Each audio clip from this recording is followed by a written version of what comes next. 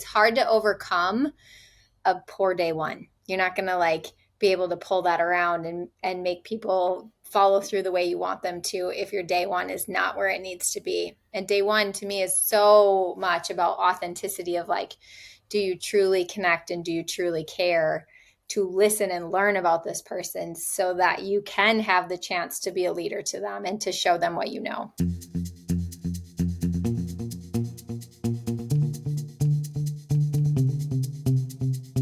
Hello, and welcome to Build Your Remarkable Practice podcast. This podcast is dedicated to chiropractors who are in the seasons of launching and building their practice. Join myself, Dr. Lona, and my co-host, Dr. Bobby, as we have conversations each week as it relates to building the practice of your dreams. And remember, you can have a remarkable practice as part of a remarkable life, not instead of one. We're here to lead you on the way. What's up, team? Welcome back to the Build Your Remarkable Practice podcast with the amazing Dr. Lona Cook and myself, Dr. Bobby. Dr. Lona, you guys are super lucky. You've got a fresh version of Dr. Lona. She's back from vacation. Lona, what's going on? How was the trip? Did you have some time off? You look very sun-kissed.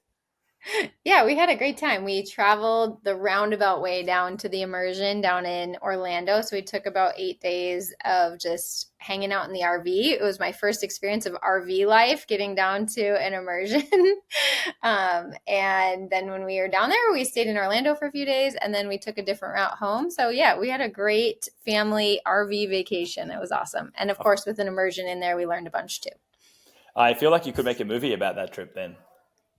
Yes, it was even like, I was joking, I said this from stage because we're all dressed up, at the immersion, but the night before we had an issue with the toilet in the RV. And so I was like, if you've seen the movie Christmas Vacation or Family Vacation, right? The Christmas Vacation where Uncle Eddie is doing the thing in the porta potty in the RV. It was like, that's basically what was happening for us the night before the immersion. So yeah, we could make a movie.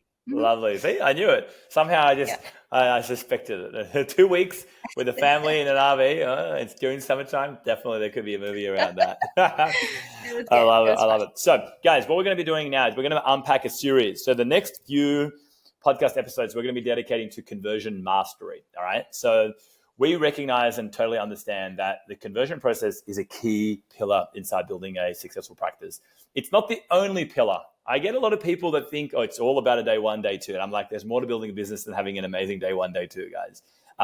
It is an important pillar, definitely. And in my experience, it's somewhere where when we onboard new team members or new associates, we generally do start to go into conversion training, even as they're shadowing, because the fact of the matter is pretty simple. If you can't properly convert someone into care, and properly means a mapped care plan with a financial plan, you're going to find it hard to scale your office, okay?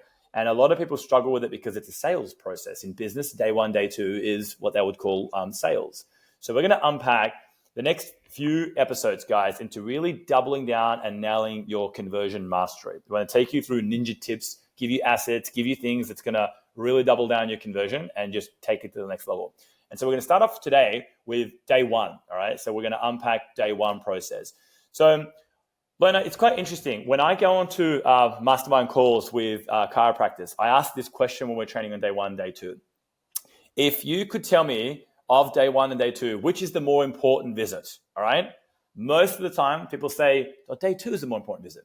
And it's funny, I had a group of people last week that were students, just graduated, new graduates, okay? And they were just learning the process, and I asked them, okay, so Lona, you can have me, Dr. Bobby, do either day one or day two, and then I pick someone on the call, and you can have Mary do the other one. And if this person starts care, you're going to win a prize of your choosing, whatever you want. All right, what would you want me to do? Would you want me to do the day two, or would you want me to do the day one? And guess what that person said? What would they have me do? They probably said day two. They did. They said, I'd have you do the day two. And I was like, why would you have me do the day two? They said, well, because, you're going to have a higher chance of converting them. And then, I get my prize. I'm like, okay, here's the first lesson that I want you to learn, guys. You ready? Day two is actually won at day one. All right? Love that. Mm-hmm. So day two is actually won. When I say won, W-O-N. Day two is won at day one at the new patient visit, new patient consult. Okay? Lona, I'd love to know, what's your experience with this? Do you agree with that? Let's talk about day one. Let's unpack. What are your thoughts on day one? Yeah, I would agree. And that I love it. I've never had someone put it that way, like which part would I do? And which, that's a great exercise to prove this, but it's hard to overcome a poor day one. You're not going to like be able to pull that around and make people follow through the way you want them to if your day one is not where it needs to be. And day one to me is so much about authenticity of like, do you truly connect and do you truly care to listen and learn about this person so that you can have the chance to be a leader to them and to show them what you know. Yeah. So you said a word there, which is connect. So would you say day one is all about connection? It's about creating a connection with the person in front of you? Yes, for sure. Connection and emphasis on that. It's not your agenda necessarily that's leading everything. It's really about truly connecting and learning, like, what is this person, why did they show up today? What's it about for them? Who are they? So that you can communicate knowing who you're communicating to. Yeah. I once heard it said that trust happens at the speed of connection. So a human being starts to trust you when they start to connect with you. So the quicker that you can connect with somebody, the quicker that they'll start to trust you, one another. And then obviously that's what's required in any successful long-term relationship. So on that, I know that you're masterful at this. What are some tips that you would give about what do you employ in practice to help you create amazing connections with people that you're meeting for the first time and people that are coming into your office that have sought your help? What's some high-level connection tips that you can give us? Well, I think connection can't be hacked, right? So like there's a heart of it that truly you have to want that, right? Like it's not a self-serving reason that you would walk in there and want to connect with the person. It's like you truly want to help. So like if that's not you or you don't actually feel called to connect and help people, like that requires some introspection. Then there's the things that are like verbal and nonverbal, right? So the open body language, the eye contact, the positioning that we have with people to foster like it's safe to just connect, right? And that's not just with you, it's also with your CAs that are the first people that they meet. Like all of these things are what was said to me early on in my career is stacking either a yes, like yes, yes, yes, yes, yes. I liked what I heard on the phone. I liked the website. I liked the woman that greeted me when I walked in. I liked the decor. If we can stack so many yeses that are pointing in the direction of connection and discovery so that that person is starting to open up. Now when the doctor walks in and is actually truly curious and wants to learn about you and listen, there's like, we've stacked all these yeses and we are doing our best job to stay open and receive what that person wants help with so that we can listen to what they're saying and what their goals might be before we start to tell them what our goals for them are, which tends to happen with chiropractors. Yeah, it's funny that you should say that because I often say, the number one way if you're going to try and teach someone how to connect, the number one way to connect is actually be a great listener. And don't be a great listener because someone told you to be a great listener. Be a great listener because you actually care. Okay, right. That's the PG version. I usually say a little bit more of an M-rated version because you actually give something. So basically, yeah, you actually care. That's why you're listening.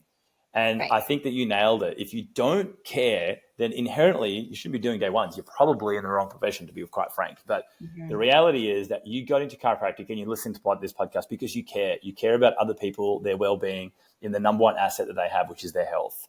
And so we then go into educational institutions. We get taught all this stuff. We fill our brains up with our educated mind, with information. And then we've got all this stuff that we want to share with someone on day one. And so very often we lose the very essence of what makes a great day one, which is being an awesome listener and connecting with somebody. So I encourage you that, if I was to give a tip to people, one of the best things that you can start off by doing in a day one is read in detail their initial intake form. And when the person comes in to the office, to your office, and you meet and greet and you sit them down, you go, fantastic, acknowledge that you've read their form and tell them, hey, Lona, thank you so much for filling out your initial intake form, which really helped us give a lot of detailed information about what's going on. But I always love to understand it from your perspective as well. So why don't you take me through, I can see you've written here you've been having low back pain. I'm sorry to hear that. Why don't you take me through what have you been experiencing? Okay. And I like leading with that word experiencing because I find that experiential, you can tell me a lot. Like if I said to you, Lona, hey, Dr. L, how was the vacation? What did you experience? You'd be like, whoa, what did I experience? Well, the toilet broke down, but there was all this good stuff that happened. Compared to if I said to you, how was the trip? You might come back and say, yeah, it was good. Yeah, we had a good time. It can be a little bit more closed-ended. Whereas when I lead with that, it really lets people start opening up. And I find the average person is going to speak for a couple of minutes. And my job there is to just sit back and, like you said, acknowledge, look at them in the eye, okay, connect with somebody. We in our office don't take any notes. We do everything via AI. We have software that just listens, and we tell them how to describe it's listening to us. And so this allows me to sit down and connect, have a genuine conversation with you. And you'll be amazed at what comes out when you do that. I love that. You know, this reminded me while you were talking about this is I had an experience, this is before I was an adult, at my medical doctor's office who I'd grown up with. And I remember when they got computers and everybody went from looking at you to like being worried that they were taking notes while you were speaking. And so they never looked at you while you were talking to them. And it was such a breakdown in connection. And that's something to think about too, what Bobby just said there of like eye contact, really listening, really just not being worried about getting it all down on paper either. Like if you're truly listening, you're going to pick up the words that really stand out. That doesn't mean you can't jot things down, or in his case, he's using AI that's doing it. That's fantastic. But have we let technology sometimes actually be the barrier to connection, or note-taking be the barrier to actually pausing, really engaging and listening? So I think thinking about that some. Mm-hmm. Yep, 100%. So we said that day one is all about connection first, okay, and then discovery number two. Now, when I hear the word discovery, what that means for me is that I want to evoke the emotion of curiosity. Curiosity for me is a very, very powerful motivating emotion. So that's curiosity through my questioning. That's curiosity through the person's history. The way that you ask questions is key, the tone through which you ask them. Like if you say to me, yeah, I've been having this pain for about a month. If I respond back to you with a tone of like, okay, so you've been having it for a month? Okay, and then what about before that? Did you have it? No, never. Through my tone, I basically just told you, about a month. Basically said to you, no big deal. Okay, compared to if you say to me, yeah, I've been having the pain for about a month, and I say to you, oh, that's terrible for a month. Okay, that's me saying to you, wow, a whole month? That's not normal. Okay, if someone says to you, if I say to you, is it traveling anywhere, Lona? Is it like going down your leg? And you go, yeah, it is, it's going down my right leg. Rather than me, like you said, getting invoked in my notes and being like, okay, so traveling down the right leg. Well, how far down the right leg? I basically just said to you, no big deal. Okay, compared to if I say to you, wow, really, down the leg? Which leg, Lona? And you, if you're not watching this now, you're listening to it, my facial expressions are definitely mimicking this. So it's like, which leg? Right one or left one? Down both. Okay, how long has that been happening for? So see through my tone how I'm expressing concern, but I'm also through my tone and through my facial expressions and body language, expressing curiosity and like, okay, that's interesting. That's not normal. Down the legs for a whole month. Wow. And people will then start to mirror match that. So for me, when I say connection first and discovery second, I'm capturing information. I'm discovering what's going on with this person. And then that permeates into the examination. And I can tell you, if you do a world-class exam, you can almost convert someone in there. All right. So many docs like rush through an exam. All right, let's get to it. Posture, okay, this, static palpation, motion, static palpation, they rush through it. And I'm telling you, don't rush through it. Slow down through it, okay, through your whole day one. Connect with the person, because if you do this well, you can almost convert the person on day one. Yeah. That's good. And Bobby, like what you just said there too, like by pointing out what you're noticing and not glossing over it, I think we tend to get numb a bit to, like, for instance, you may have a new patient that said, well, this has only been bothering me for a month, compared to the new patient you had earlier today that said, I've had this for 30 years. And to us, it's like, oh yeah, all right, no problem, no sweat. But if we come in with that languaging and that mindset, we've really downplayed. And if any of us are listening to this and we've had something in our own bodies, in our own system, that even like is a mild discomfort, but if it's there long-term, especially I think chiropractors tend to be hyper-focused around what's happening in my body. Like if that was there for any length of time and you're like, someone doesn't take it seriously, like that's a negative experience then too. So I think we really have to guard against that, because we listen to so many people's stuff, right? Yep, square on. So one of the things that I tell my team all the time, and I train chiropractors on, is I say this: if you're going into your day twos, so if you show up to practice today and you've got a bunch of reporter findings, day twos, you're giving recommendations inside of your book. And if you're rocking up with day twos, like how I used to, which is like, okay, there's 4 people here. Let me have a look today. Yep, Lona, I remember her. All right, let me just get ready for her case. Mark, I remember him. Let me get ready for his case. And I'm not really kind of sure what's going to happen with you. You're not doing a day 1 well enough, right? When you nail day 1, you're rocking up to day 2 with most of them, not absolutely all of them, most of them already aware. Yep, Lona, she's ready to kick off, right? She's been pre-framed, set up, ready to rock and roll. I'm excited to get her under care, right? Mark, oh, well, yeah, that L5 disc came back on the x-ray. It's exactly like I suspected. We've pre-framed to him. He's going to be awesome. I'm looking forward to adjusting him. Like, you basically already know they're converting. And when I go through my day 2 process, when I'm reviewing x-rays and when I'm reviewing files, I genuinely get excited for people, because on day 1, I try and jump into their shoes, feel what they feel, experience what they've experienced, get in their mindset of like, I'm frustrated, I don't know what's going on, I've gone in circles, this is affecting the quality of my life. And then when I'm reviewing their x-rays, I have genuine excitement, because there's this little voice inside of my head that says, bang, got it. There it is right there. Okay. And there's this level of excitement inside of me that I'm excited now to share this with the person that's coming in, because I'm excited because I know the chiropractic is the answer for them as well, right? So for that reason, the primary thing, Lona, that I'm trying to do in day 1 really is once I've created that connection, and they say that, trust happens at the speed of connection. So I find that if you're a great listener, within a couple of minutes inside of day 1, you start to get a good connection with the person in front of you. And then what I'm trying to do, guys, mainly through day 1, is I'm trying to uncover obstacles. So I would write this down. Obstacles are things that potentially could stop someone from taking action at day 2. Because if you do not address obstacles in day 1, you'll be dealing with objections in day 2. And objections in day 2 are reasons people can't start care. If you've ever heard something like, okay, so yeah, that all sounds, can you send this to me so I can chat to my GP about it and get back to you? You just experienced an obstacle. An objection. If you've ever had someone in day 2 say to you things like, okay, that's all great. Hey, so let me go home and talk to my wife about this. You've just experienced an objection. If you've ever had somebody say to you, wow, like, okay, yeah, look, I've just got to go and check my insurance and check my finances, you've just experienced an objection. And then you usually try and overcome that by like, well, what do you think your spouse would say? And I just always found that icky. I always found that when I was trying to deal with objections, I just felt desperation. And I'd always be taught, by people in the past, or you can say to them there, what do you think your spouse would say? Well, you think they'd say start care, so wouldn't it make sense to start care anyway? I was just like, I don't know, that sounds icky.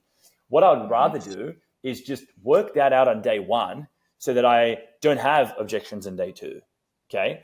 So through day 1, when somebody used to say something to me, Lona, like, yeah, I got adjusted before, and why did you stop getting adjusted? Oh, well, my wife just said, it's getting too expensive, and like, and so I stopped for that reason. I would be like, okay, cool, fair enough, and I'd move on. Whereas now I would be like, okay, I'm curious, what part of it do you feel like she thinks got expensive? Was it that you were going in circles but not getting a solution? Right?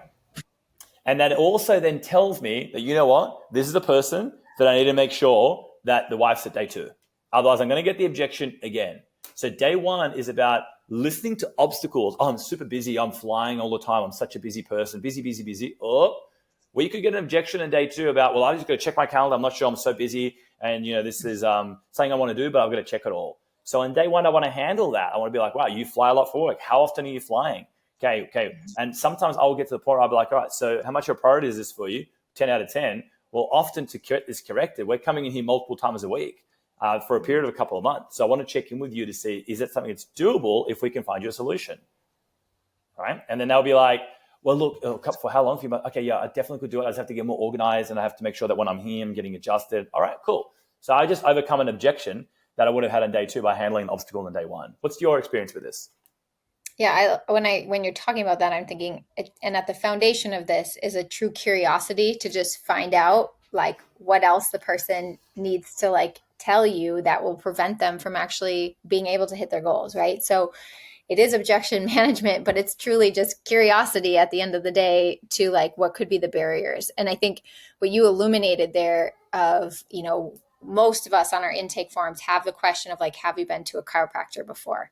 But I would guess most of us also aren't taking that to the next step and asking, why did you stop? Or what did you like? What did you not like in the past? And that can be so enriching to like how we're going to connect with that person. So thank you for that. I think, you're masterful at how you ask the question that then helps you then communicate and connect. Yep. Yeah, I find that the way that we set up day one has all the difference in the world. Okay, so what about the examination? Any high tips from the exam? I know we spoke about the history so far and being a great connector and a great listener and trying to uncover obstacles. What about examination? Do you have any tips for like, okay, how do you deliver a world-class exam? Right. So, at the end of the day, your exam is there not only for you to realize what needs to happen, but that's fodder for your communication to help them understand what their issue is, right? So we're trying to help them make a bridge to like what they want for the outcomes. And the path to get there is going to be through chiropractic and obviously routine chiropractic, right? Coming in multiple times a week, as Bobby said. So your exam is that part that then allows them to see you as the expert and the person that has the solution. So making sure that you're doing a full, proper exam. And like Bobby said, not rushing that and being able to communicate it in a simple way, right? Without getting too doctory on the person where the person glazes over or doesn't understand what you're saying. And some of the people that I know that are masterful at chiropractic, part of why they're so masterful is they can communicate what's going on with somebody's spine in such a simple way. I most recently had a mentor, Patty Giuliani, Dr. Peter Kevorkian's wife, say and they have like 1,000+ a week practice, that she just explains when she finds a subluxation, she is able to like connect it back to not only that this is happening right here on you, but also like this is how the energy flows through these nerves right here. So using visuals, using your examination and drawing parallels so the person actually connects it back to what's going on with them. Yeah, I think we need to do a whole podcast episode on examinations actually, because the way that I look at exams is I think that you can basically convert someone by doing an awesome exam. And what you just described there, through one of your mentors there too, is she's creating a connection, because what that's enabling someone to do is in their mind visualize and already build curiosity and be like, oh, wow, yeah, okay, that does make sense. And maybe that's why I've been just feeling more run down at the end of the night and like de-energized, and like maybe my nervous system is getting affected here, right? You have to build curiosity. So I think we need to do just a podcast of just exams, to be honest, because maybe that's our next one. That's the next one. We're going to do examination process. So let's not go down the exam rabbit hole then. So here's the one question I've got for you. All right, one big question. If you were going to give us a tip on day one, all right, what are some Dr. Lona ninja tips in practice when it comes to day one from a high level that I could straight away right now, if I was adjusting this morning and I'm seeing day ones, implement? I'd love to hear what that is, and then I'll give one as well so you guys can start using this straight away. My tip is just a mindset tip, which is to recognize what you'd want for your family, your own family, right? Is that you want to walk in with that headspace. So I would want someone that truly wanted to listen, wanted to honor like what they tell you and what their history is, not because it necessarily answers chiropractic questions for you, but just that somebody really listened. And then I want someone to be the doctor and lead them. So think about that, get your headspace right. Sometimes we're worried about whether people like what we'll have to say, or if we're like, using the script, but it's like, no, at the end of the day, like, treat people the way you'd want to be treated, listen to people and be the doctor in a way that you'd want your own family members stewarded through someone else's office. I think that's a good approach, and that mind space will lead you in a good way. I love that. I love that you said that first, because that would be the precursor to what I'm about to say to you guys next, because what I'm about to say to you now does not work if you don't do what Lona just described. All right. Because I'm going to give you more of a scripting thing. I'm going to give you more of a ninja tip. I'm going to give you more of a do this. All right. Because you'll see if you do this, you get way better outcomes at day two. But this doesn't work unless you've done what Lona just described, the headspace stuff. All right. So if you just listen to the scripting or just listen to the wording, and you're not doing what Lona just described, this will not work for you. Okay.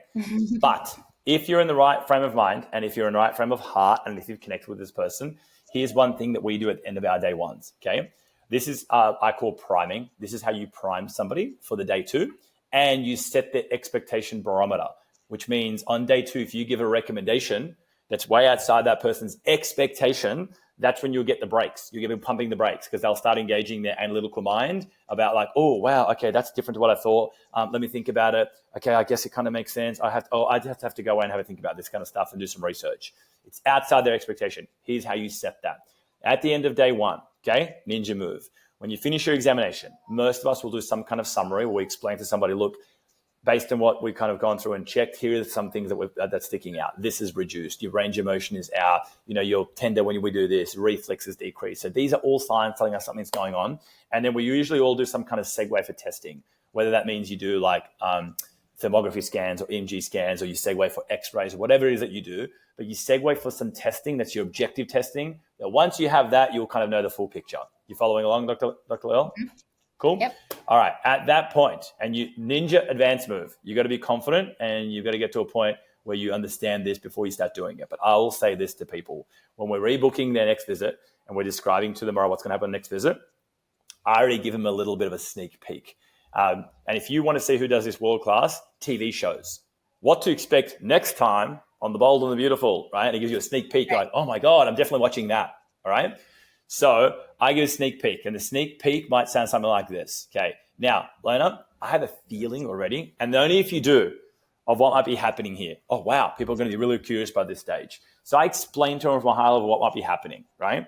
So over time, if stresses build up, you can start to lose your normal alignment. You'll overload areas. I break it down to very simple language. I don't talk yet about subluxations or listings or degenerative change or anything like that. Very simple. You can lose your normal alignment. You'll overload areas. Overloaded areas become problematic. All right. If that's the case, all right, and this sort of things are starting to wear, great news is, yes, we in this office have a fantastic way of getting great results with that. And I already tell them what to expect. Usually what's happening is a couple of things. A, you're coming in here multiple times a week. It can be 2 to 3 times a week for your first, whatever it is, 3 to 4 months, whatever your care plan is. Okay. And then step 2, there's some very specific corrective exercises that you do at home that start to rebuild and reverse the spine. But when you do those things, you get amazing outcomes. And then just pause, and you'll get a litmus test there to see where this person's at with their expectation. So if they're like, oh, wow, that often, or I want to handle that at that point, not deal with the objection at day 2. I'd be like, well, we're not sure yet, but yes, because if there's discs that are affected, it's a long-term issue. It can take a number of months for it to really start getting back on track. Okay, well, I guess that makes sense, right? You're already bringing them back around to where they should be.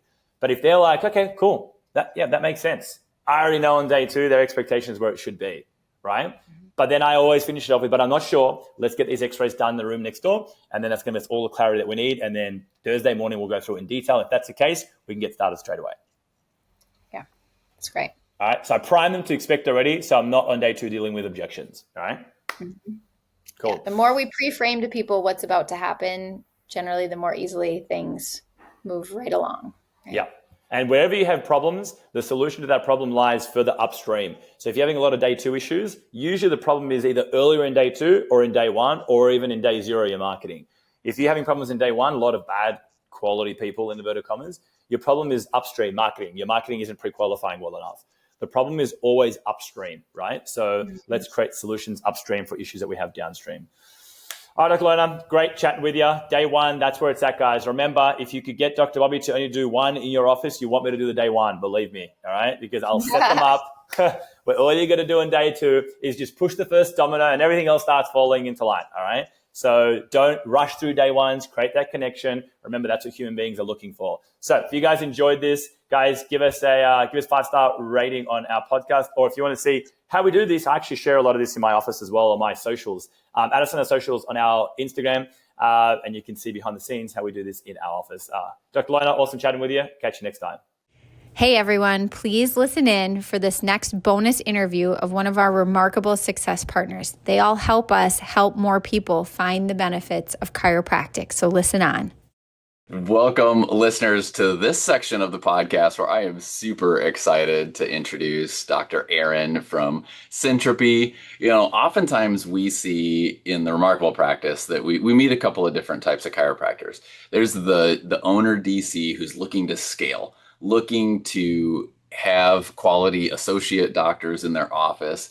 And as they're out there in the marketplace looking around, they find people who did really well in school and, you know, all of this. They got great grades and board scores and all of that, but they're not finding the adjusting skills. And the other group is often, you know, there's these solo docs, these docs who are building their practices, who got into school for all the right reasons, they're on purpose and on mission, and they even have business skills, but they're out in the marketplace with their patients or their practice members, And they're becoming disillusioned somewhat with practice because they just aren't getting the amazing results that they've heard are possible with chiropractic. So, certainly what we want to do in the remarkable practice is help more people help more people. And we know as a chiropractic organization that the best way for chiropractors to help people is by being amazing adjusters.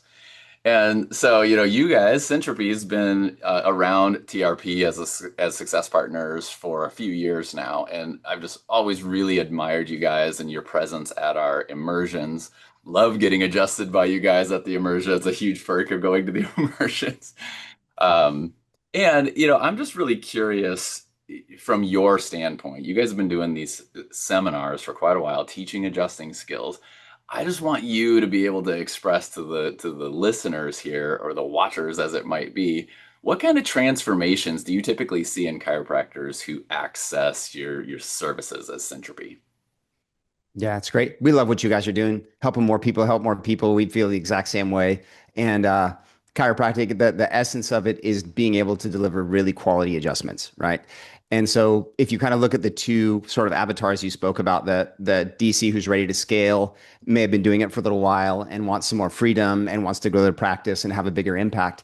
But they're running into this thing. We see it all the time where we'll have DCs who are like, I'm ready to scale, but I have these associates coming in. They're lovely people. They have great personalities. Everything lines up right, but their hands are horrible. Okay. And they're like, I go away, and then all my patients are complaining, and then I can't go away anymore. And so, what we've seen is we've actually been able to pair up chiropractors that come to our seminars with new grads that come fresh out of school who are in the Syntropy model, and they're thrilled, both sides, because it allows the new grad to come in and have, be in working in a successful practice and have a really great learning experience. And it allows the DC that wants to scale to have freedom and to be able to grow their practice. And we've seen it time and time again. It's really awesome.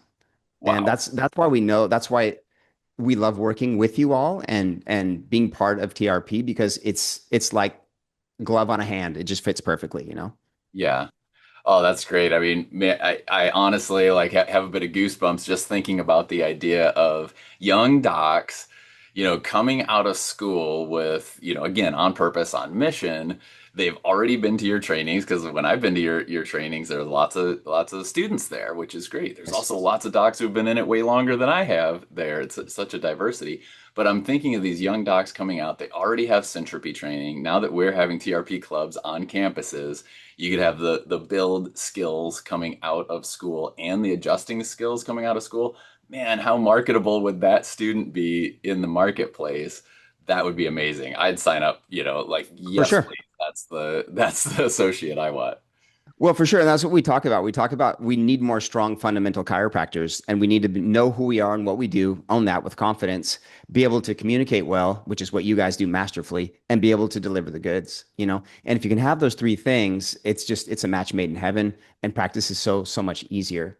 On the other side of things, there's the other avatar who's kind of a solo practitioner, just wants to grow their business. And like you said, either not experiencing the miracles in chiropractic, which honestly should be the norm, um, or they're beating up their body. Okay. Like they're going in, they're like, yeah, practice results are pretty good, but I'm so beat up at the end of the day.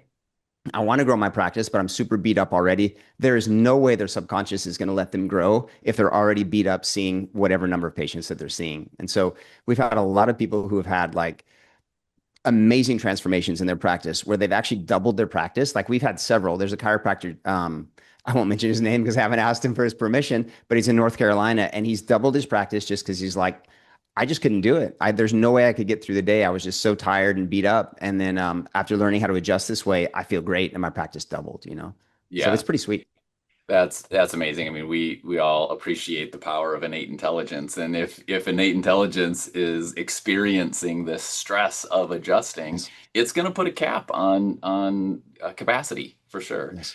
Yes. And I mean, from my experience, so I was in practice for nearly 18 years before I came to any of your trainings, and I fancy myself a good adjuster. I was getting great results. Just amazing things that we see. And I have an associate who, fortunately, I hired, 4 years ago, and had good hands. Was a good adjuster. but we both went to your seminar and learned new things, new tweaks, and came back with completely revived energy about practice, which is really translated into both results and the experience we're having in the office. So I suppose that's the other one is people, who do have a good set of associates already and looking to increase the energy, looking to have a little bit of a boost with, our own like passion to show up and, do even better adjustments, that sort of thing. I'm sure you see that a lot as well. We see that a ton. We talk about there's 4 Bs, right? We talk about being bored, beat up, burnout, and then finally bound to the table. Like I'm chained to the table and I can't get away from it. And so, yeah, you may be like, no, I'm doing great. I'm happy in practice and everything, but you start maybe sort of just going through the motions, and then coming and getting excited about adjusting again, getting excited about the miracles that you can see in practice, reconnecting with your team while you're there. It just brings the passion back. You don't feel like you're really punching the clock. Yeah. So that's kind of the board and, the burnout thing. I think it's kind of the same thing. And yeah, so we see that as well. You've got all sorts of different chiropractors that come in. You've got students and then chiropractors that have been in practice for like 45 years. And somewhere along, their journey in chiropractic, we have different struggles that we go through and we can always fine tune our skills. We do that with our communication. I know you guys are masters at that. Your communication and procedures, your team building, the whole thing is so masterfully done that I think a lot of times we forget to continue to master our adjusting skills. It's like having the most amazing restaurant, the most amazing steakhouse that has the most wonderfully trained staff, and then their steak is crappy.